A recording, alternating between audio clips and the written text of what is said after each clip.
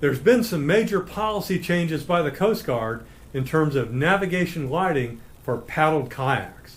Listen to the entire video that follows because there's more than just the flashlight. This week on Kayak Hacks.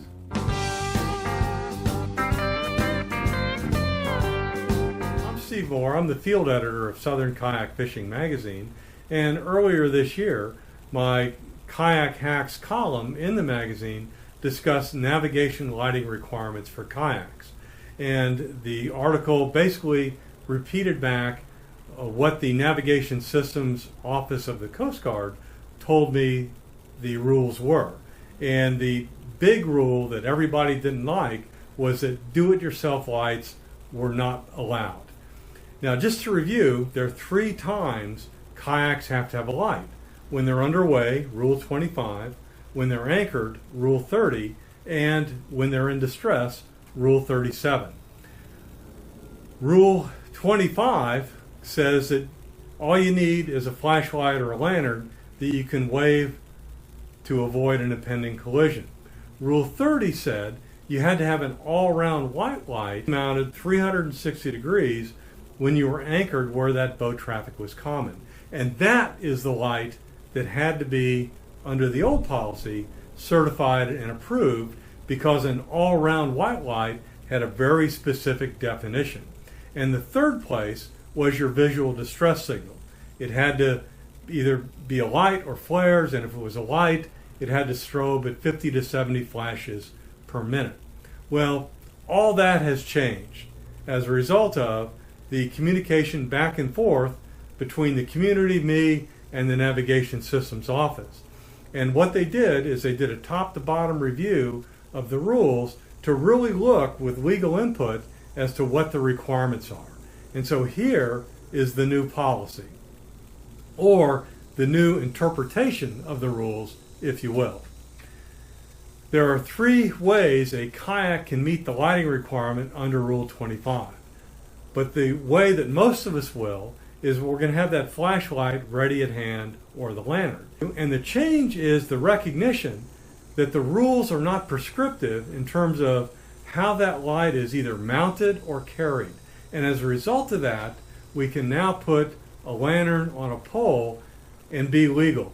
Now, what the Coast Guard recommends is that this lantern be of the appropriate intensity to reach out 2 miles and be white. One of my readers in the back and forth discussion said that if it's 54 lumens or greater, then it will be visible for 2 miles once he did the math on the NXI requirements. And if you can't identify a white light, just get a girl. You know, my wife can identify 50 different shades of white. I know that because I've had to repaint too many walls to be white. What the Coast Guard really discourages is weak lighting like this. I mean, this isn't going to reach out 2 miles. And with lanterns as inexpensive as they are and as easy to mount to a PVC pole, hey, don't use these. So, Rule 25, remember, is only when you're underway. So now Rule 30 is when you're anchored. Now, Rule 30 doesn't have that wave the flashlight, wave the lantern. It just has the words all-around white light.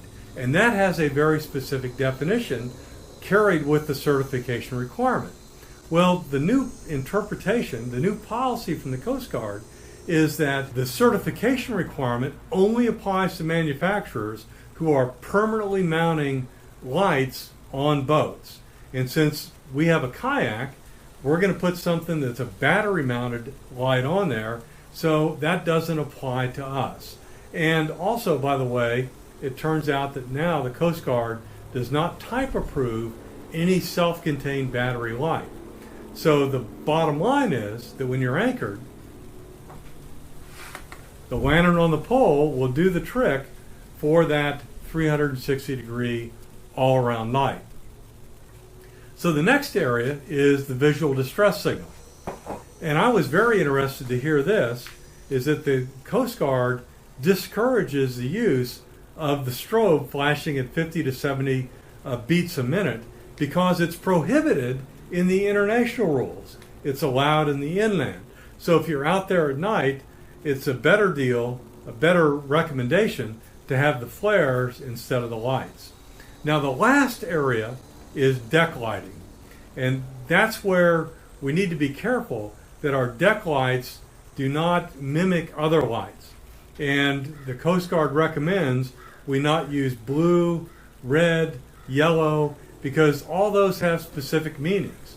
Certainly blue is for law enforcement. Red has a meaning as a side light. So avoid those. Now, the other thing I need to say is that this video only talks about Coast Guard requirements in water Coast Guard controls. Your state regulations may be different, but in every state I reviewed as a result of the back and forth discussion, they basically mimicked the Coast Guard requirements. They wanted the all-around white light, they wanted when you're anchored, they wanted the flashlight to wave, and stuff like that. So go look at your freshwater rules if you're not in Coast Guard territory, and make sure you're in compliance with those. So, big development. I'm excited that we're now back in the game for do-it-yourself, and I encourage everybody to be mature, to follow the guidelines laid out in the FAQ on the Coast Guard website. And I appreciate the comments below, and I do appreciate all the polite comments anyway I got on the earlier article that gave me the ammunition I needed to go work this with the Navigation Systems Office. Thank you.